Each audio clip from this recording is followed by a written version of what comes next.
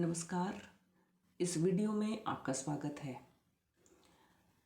आज हम स्विट्ज़रलैंड के सर्वोच्च न्यायालय का अध्ययन करेंगे।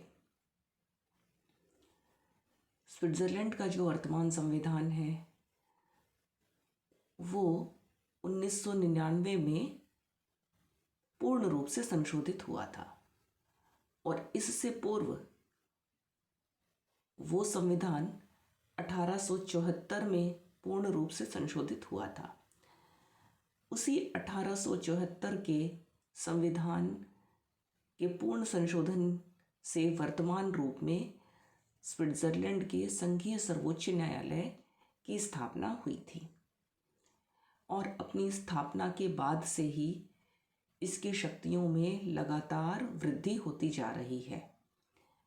जब इसको 1874 के संविधान में स्थापित किया गया था तब इसकी शक्तियां नाम मात्र की थी, किंतु 1907 में इसमें दीवानी कानून के संबंधित, 1929 में इसमें प्रशासनिक कानून से संबंधित तथा 1937 में इसे फौजदारी शक्तियां भी प्रदान की गई। वर्तमान के नए संविधान के अनुच्छेद 188 में इसे सर्वोच्च न्यायिक सत्ता कहा गया है तथा इस सर्वोच्च न्यायालय से यह अपेक्षा की गई है कि वो कैंटन तथा संघ के कानूनों में एकरूपता स्थापित करे, अर्थात जहाँ भी संघ और कैंटन के कानूनों में विरोधाभास है उस विरोधाभास को दूर करने के लिए कैंटनों के कानून को संघ के कानूनों के अनुरूप बनाने का काम करे तथा दूसरा इसका महत्वपूर्ण कार्य है जनता के अधिकारों की रक्षा करना। और ये दोनों ही कार्य स्विट्ज़रलैंड का संघीय सर्वोच्च न्यायालय बहुत सुंदर तरीके से निभा रहा है। इसके संगठन की जहाँ तक बात है उसमें सबसे महत्वपूर्ण बात यह है कि स्विट्ज़रलैंड के इस संघीय न्यायालय में केवल एक ही न्यायालय है, अर्थात न तो इसकी सहायता के लिए कोई अन्य न्यायालय बनाए गए हैं जैसा कि अमेरिका में किया गया है और न ही इसके अधीन कैंटनों के न्यायालयों को रखा गया है जैसा कि भारत में है, वरन यहाँ पर एकमात्र संघीय न्यायालय है और इसकी कोई शाखाएं भी नहीं है। इसके न्यायाधीशों की संख्या का निर्धारण संसद के द्वारा किया जाता है और वर्तमान में इसमें 26 न्यायाधीश तथा 12 वैकल्पिक न्यायाधीश कार्य कर रहे हैं। न्यायाधीशों की संख्या बहुत अधिक है। इसका कारण यह है कि सर्वोच्च न्यायालय अपनी 3 शाखाओं या विभागों में कार्य करता है। इसकी दीवानी शाखा, इसकी फौजदारी शाखा तथा इसकी प्रशासनिक या संवैधानिक शाखा।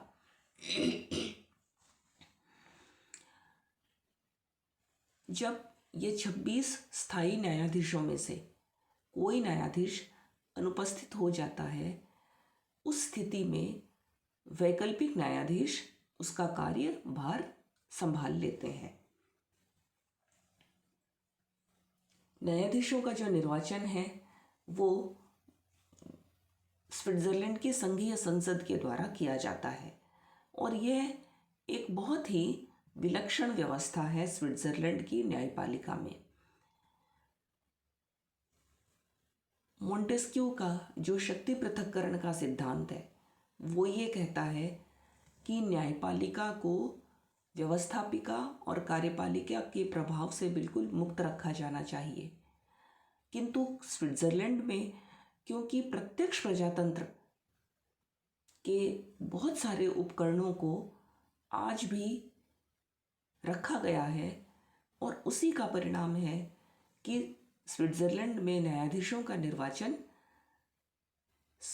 जनता के जो प्रतिनिधि हैं अर्थात संघीय संसद के सदस्य उन्हीं के द्वारा किया जाता है। और कोई भी स्विट्जरलैंड का जो नागरिक है जो कि प्रतिनिधि सभा के चुने जाने के योग्य है वह न्यायाधीश के पद पर निर्वाचित हो सकता है। यह एक बहुत ही विलक्षण और विचित्र बात है। विचित्र इस रूप में कि वर्तमान समय में न्याय का कार्य एक बहुत ही जटिल और क्लिष्ट कार्य समझा जाता है। एक न्यायाधीश से यह अपेक्षा की जाती है कि वह कानून का जानकार हो, वह विधि का विशेषज्ञ हो, वह अपने देश के संविधान का विशेषज्ञ हो। किंतु इन सब बातों के विपरीत स्विट्जरलैंड में न्यायाधीश के लिए ऐसी किसी भी योग्यता का वर्णन संविधान में नहीं किया गया है। और एक वयस्क नागरिक जो कि 18 वर्ष की उम्र प्राप्त कर चुका है और ये व्यक्ति क्योंकि प्रतिनिधि सभा में चुने जाने के लिए योग्य है तो वह 18 वर्ष का व्यक्ति एक न्यायाधीश के पद पर भी निर्वाचित किया जा सकता है।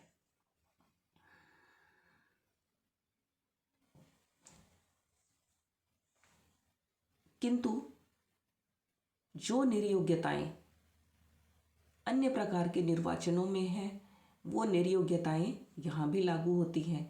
निर्योग्यता का अर्थ है कि कौन कौन व्यक्ति संघीय न्यायालय के सदस्य नहीं बन सकते और इनमें सम्मिलित है संसद के दोनों सदनों के सदस्य, संघीय परिषद के अर्थात बहुल कार्यपालिका के या संघीय सरकार के सदस्य तथा सरकार के स्थायी कर्मचारी।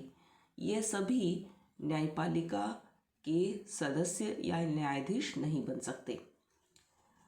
न्यायाधीशों के निर्वाचन के समय संसद यह ध्यान रखती है कि न्यायपालिका में सभी भाषाओं, सभी राजनीतिक दलों, सभी धर्मों तथा स्विट्जरलैंड के प्रायः सभी क्षेत्रों का प्रतिनिधित्व हो जाए। यह इस बात का भी द्योतक है कि स्विट्जरलैंड में जो सांस्कृतिक विविधता है स्विट्जरलैंड के समाज में, वह स्विट्जरलैंड की सरकार में भी, स्विट्जरलैंड की राजनीतिक व्यवस्था में भी हर जगह प्रतिध्वनित होती है। न्यायाधीशों का कार्यकाल 6 वर्ष का है अर्थात संसद के द्वारा 6 वर्ष के लिए न्यायाधीश का चुनाव किया जाता है। किंतु न्याय के क्षेत्र में 6 वर्ष का कार्यकाल बहुत ही कम है, इसलिए अब वहाँ यह परंपरा बन गई है कि न्यायाधीशों का बार बार निर्वाचन कर दिया जाए और जब तक न्यायाधीश अपने पद पर कार्य करने के लिए इच्छुक है तब तक बार बार उसका पुनर्निर्वाचन संसद के द्वारा किया जाता है। किंतु अध्यक्ष और उपाध्यक्ष का पुनर्निर्वाचन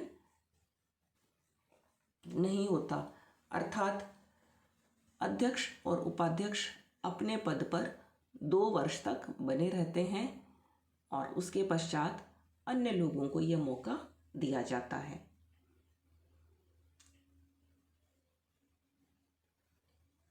न्यायाधीशों का जो वेतन है वो 53,000 फ्रैंक वार्षिक वेतन होता है।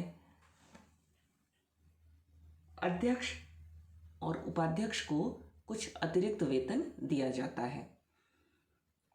जो वैकल्पिक न्यायाधीश हैं उनके लिए वेतन की कोई व्यवस्था नहीं है, किंतु जब वो कार्य करते हैं उस समय उनके कार्य के लिए उन दिनों में उनको कुछ भत्ता दिया जाता है। न्यायालय, जैसा कि हमने अभी अभी देखा है, न्यायालय के 3 प्रकार के विभाग या 3 प्रकार की शाखाएं होती हैं और अपने अलग अलग कार्यों को वो अलग अलग विभागों में संपादित करता है। सुविधा के लिए 3 विभाग हैं। पहला संवैधानिक कानून का न्यायालय, दूसरा दीवानी कानून का न्यायालय और तीसरा फौजदारी अपील का न्यायालय। फौजदारी अपील से तात्पर्य ये है कि जो शारीरिक क्षति या हिंसा या मृत्यु संबंधी जो मामले होते हैं, आक्रमण संबंधी जो मामले होते हैं, वो मूलतः सर्वोच्च न्यायालयों, विभिन्न राज्यों के या विभिन्न कैंटनों के जो सर्वोच्च न्यायालय हैं वहाँ पर जाते हैं और वहाँ से अपील संघीय सर्वोच्च न्यायालय में की जा सकती है। किंतु दीवानी मामलों में, अर्थात ऐसे मामले जिनमें किसी संधि के भंग का या नागरिकों के समझौतों के भंग का कोई मामला हो या कोई वित्त का संबंधित मामला हो, तो ऐसे दीवानी मामले सीधे सर्वोच्च न्यायालय में लाए जा सकते हैं। या संविधान संबंधी कोई प्रश्न अंतर्ग्रस्त है तो वह भी सर्वोच्च न्यायालय में सीधा लाया जा सकता है। इसकी जो कार्यप्रणाली है वो ये है कि सर्वोच्च न्यायालय के सभी निर्णय बहुमत से किए जाते हैं तथा इसके अध्यक्ष को समान मत की स्थिति में निर्णायक मत देने का अधिकार है। स्विट्जरलैंड में क्योंकि प्रत्यक्ष प्रजातंत्र है और उसी को ध्यान में रखते हुए न्यायपालिका की कार्यवाही खुले में आयोजित की जाती है, अर्थात कोई भी नागरिक यदि चाहे तो अनुमति लेकर उस कार्यवाही को देख सकता है। सर्वोच्च न्यायालय का अधिकार क्षेत्र संवैधानिक, दीवानी और फौजदारी तीनों ही क्षेत्रों में है। संवैधानिक अधिकार क्षेत्र की जहाँ तक बात है तो उसमें विभिन्न बिंदुओं को समाहित किया जा सकता है। पहला कि जनता के संवैधानिक अधिकारों पर यदि सरकारों के द्वारा अतिक्रमण किया जाता है तो ऐसे मामले सीधे सर्वोच्च न्यायालय में ले जाए जा सकते हैं। स्विट्जरलैंड के संविधान के द्वारा मूल अधिकारों का एक पूरा घोषणा पत्र समाहित है और इन संवैधानिक अधिकारों की रक्षा का दायित्व सर्वोच्च न्यायालय के पास है। दूसरे, स्विट्जरलैंड के जो विभिन्न नगरीय संस्थाएं हैं, अर्थात स्थानीय जो विकेंद्रीकरण की संस्थाएं हैं, यदि सरकारें उनकी स्वायत्तता का उल्लंघन करती हैं तो ऐसे मामले भी सर्वोच्च न्यायालय में जाएंगे। इसके अतिरिक्त विभिन्न कैंटनों के द्वारा जो आपस में संधियां की जाती हैं तथा कैंटनों के द्वारा अन्य राज्यों के साथ जो संधियां की जाती हैं, उन संधियों का यदि कोई उल्लंघन संबंधी मामला है तो वह भी सर्वोच्च न्यायालय में ले जाया जा सकता है। और संघ और कैंटनों तथा कैंटनों और कैंटनों के मध्य आपसी विवाद भी सर्वोच्च न्यायालय में ले जाए जा सकते हैं। इसके अतिरिक्त दीवानी तथा फौजदारी और प्रशासनिक क्षेत्राधिकार का निर्धारण भी संसद के द्वारा समय समय पर किया जाता है, अर्थात संसद यह तय करती है कि किस प्रकार के दीवानी मामले तथा किस प्रकार के फौजदारी मामले सर्वोच्च न्यायालय में जा सकेंगे। इसलिए सर्वोच्च न्यायालय का क्षेत्राधिकार क्या होगा, यह निर्धारण करने का कार्य मूलतः संसद का है और यह बात भी अन्य राज्यों के संविधानों से स्विट्जरलैंड को एक विलक्षणता प्रदान करती है, क्योंकि जहाँ संघात्मक शासन होता है, जैसे भारत हो या अमेरिका हो, वहाँ न्यायपालिका के क्षेत्राधिकार का निर्धारण सीधे संविधान के द्वारा ही किया जाता है, किंतु यहाँ पर संविधान ने यह शक्ति वहाँ की संसद को दे दी है और संसद ही यह तय करता है कि स्विट्जरलैंड के न्यायपालिका क्या कार्य करेगी। एक अन्य क्षेत्राधिकार कैंटनों के कानूनों से संबंधित है, और यदि कैंटनों के प्रशासकीय कानूनों में यदि कोई विवाद उत्पन्न हो जाता है तो संसद की स्वीकृति से ऐसे मामले भी सर्वोच्च न्यायालय में जा सकते हैं। किसी भी संघात्मक देश के सर्वोच्च न्यायालय का एक महत्वपूर्ण कार्य न्यायिक पुनरावलोकन भी होता है। न्यायिक पुनरावलोकन का जन्मदाता देश संयुक्त राज्य अमेरिका है, किंतु स्विट्जरलैंड में वहाँ के सर्वोच्च न्यायालय को न्यायिक पुनरावलोकन का यह अधिकार पूर्ण रूप में नहीं दिया गया है। न्यायिक पुनरावलोकन का महत्व इसलिए होता है कि संविधान की रक्षा सर्वोच्च न्यायालय के अधिकार क्षेत्र में बनी रहे, किंतु स्विट्जरलैंड में सर्वोच्च न्यायालय संविधान की रक्षा का कार्य पूर्ण रूप से नहीं करता, अर्थात वह केवल कैंटनों की सरकारों के कामों का ही पुनरावलोकन करता है।